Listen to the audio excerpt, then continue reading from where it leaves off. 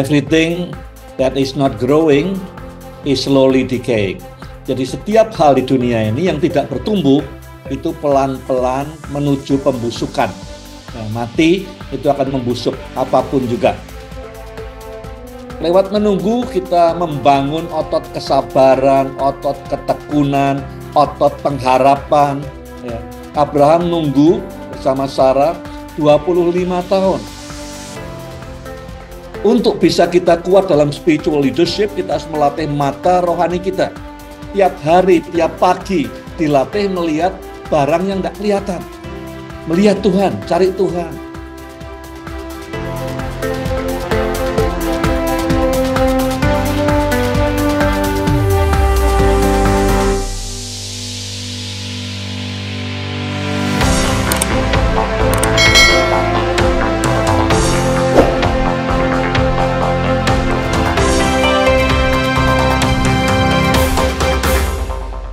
Jadi sebagai pemimpin, kita ini harus terus bertumbuh.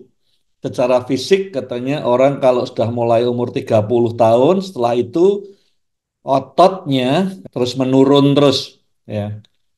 Perlu latihan, perlu exercise supaya makin kuat secara rohani, secara kepemimpinan juga sama. Otot-otot kepemimpinan kita ini perlu dilatih supaya makin kuat dan makin punya capacity lebih besar. The only sign of life, satu-satunya tanda kehidupan, is growth, dari pertumbuhan. Kalau udah ada pertumbuhan, udah ada kehidupan. Yeah. Everything that is not growing is slowly decaying. Jadi setiap hal di dunia ini yang tidak bertumbuh, itu pelan-pelan menuju pembusukan. Ya, mati itu akan membusuk apapun juga. Jadi untuk kerohanian kita, untuk leadership kita, kita perlu intentional menguatkan otot-otot kita. Kalau tidak, dia akan tergerus, akan keropos, akan habis, akan makin lemah dan tidak finish well. Bagaimana membangun, memperkuat otot-otot kepemimpinan rohani saudara? Yang pertama, the discipline of waiting, ya, berlatih disiplin dalam menunggu, menanti-nantikan Tuhan. Janji Tuhan itu besar kuasanya. Saya sering katakan, kalau ada pemimpin, ada hamba Tuhan yang jatuh dalam dosa atau tidak finish well, bukan karena iblisnya itu lebih kuat, makin kuat, tidak. Tapi karena kebanyakan mereka lupa janji Tuhan. Setiap kali Tuhan panggil orang, dia beri janji. Dia panggil Musa, dia beri janji. Dia panggil Abraham, dia beri janji. Dia panggil Daud, dia beri janji. Sejauh kita ingat janjinya, kita akan jadi semakin kuat. Tapi ada yang namanya discipline of waiting. Kenapa Tuhan Yesus ngajari kita berpuasa 40 hari? Kenapa enggak 1 hari aja, 2 hari aja? Ya, karena ngajari the discipline of waiting. Kenapa Yesaya berkata orang yang menanti-nantikan Tuhan mendapat kekuatan baru? Karena ada kekuatan dalam menanti-nantikan. Orang yang sabar itu melebihi pahlawan yang melompati tembok. Lewat menunggu kita membangun otot kesabaran, otot ketekunan, otot pengharapan. Ya. Abraham nunggu bersama Sarah 25 tahun. Umur 75 meninggalkan Haran, dapat janji. Umur 100 baru Ishak lahir.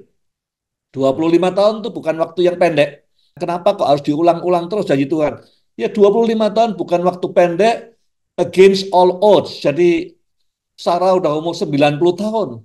Bagaimana orang 90 tahun menyusui anak, melahirkan lagi. Jadi itu yang ingin dilatih, ditunjukkan kepada kita semua.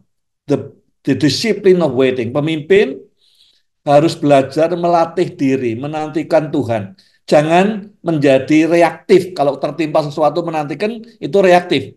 Tapi belajar tiap hari, tiap pagi. Kalau Tuhan tidak tampil pagi ini, pada saat teduh tadi pagi, it's okay. Tomorrow kita akan tunggu Tuhan lagi. Belum tampil, okay. Next day tunggu Tuhan. Berlatih menanti-nantikan Tuhan dengan penuh pengharapan. Ya. Bukan karena tidak ada kerjaan. karena banyak kerjaan, karena banyak kesibukan. Itu sebabnya kita perlu menanti-nantikan Tuhan. Ya.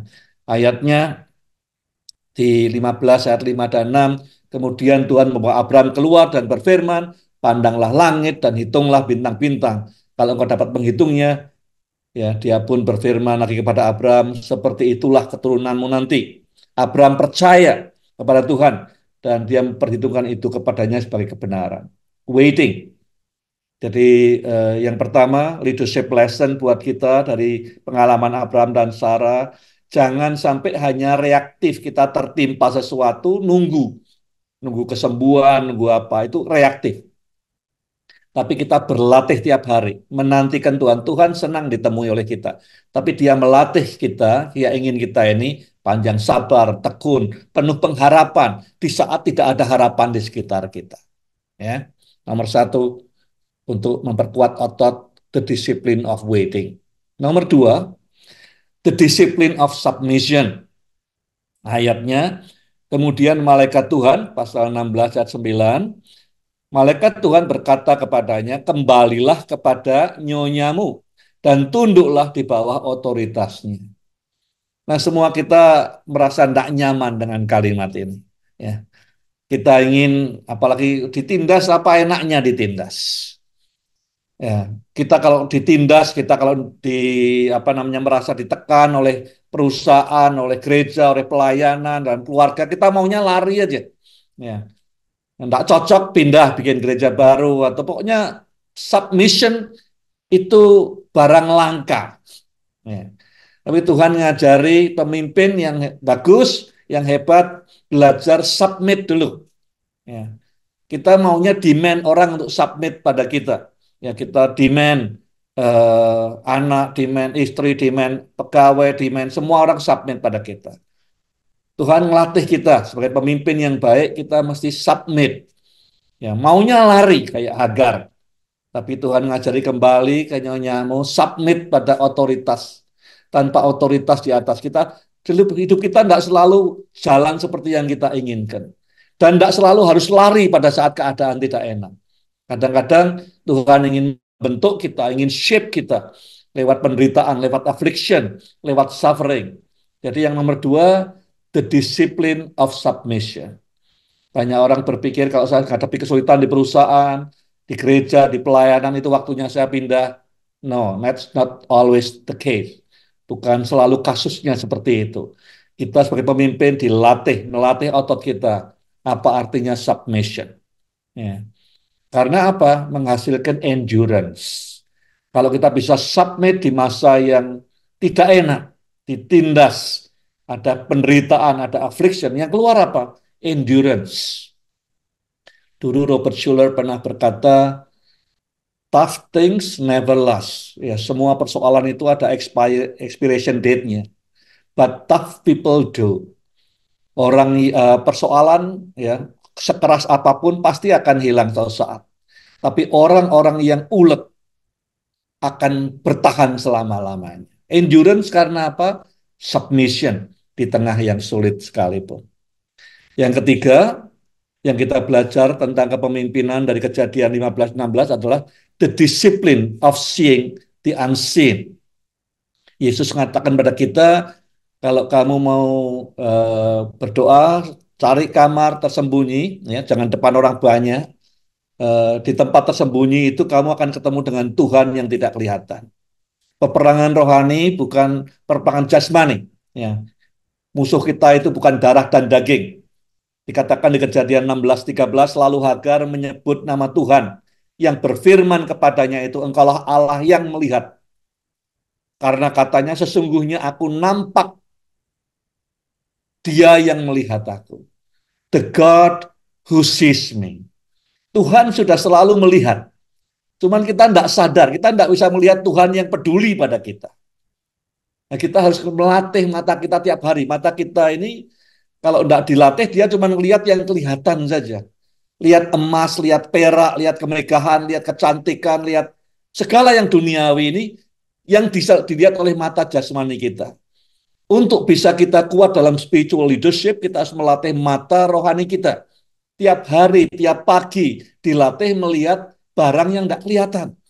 Melihat Tuhan, cari Tuhan. Realitas di balik yang kelihatan. Dunia roh, peperangan rohani. Ya. Jadi perlu latihan, perlu disiplin.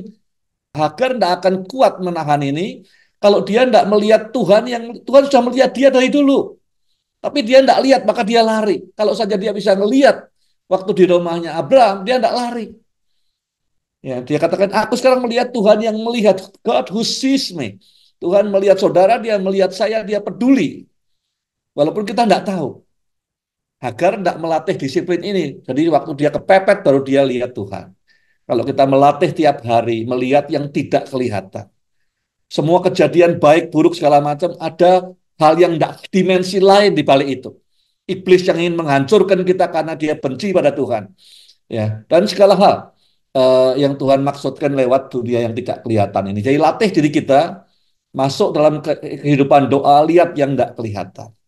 Saya berdoa saudara bisa mempraktekkan ini, ya, dan menjadi kuat, ototnya terbangun, otot rohaninya, menjadi pemimpin yang lebih baik bagi Tuhan Yesus dan bagi umatnya.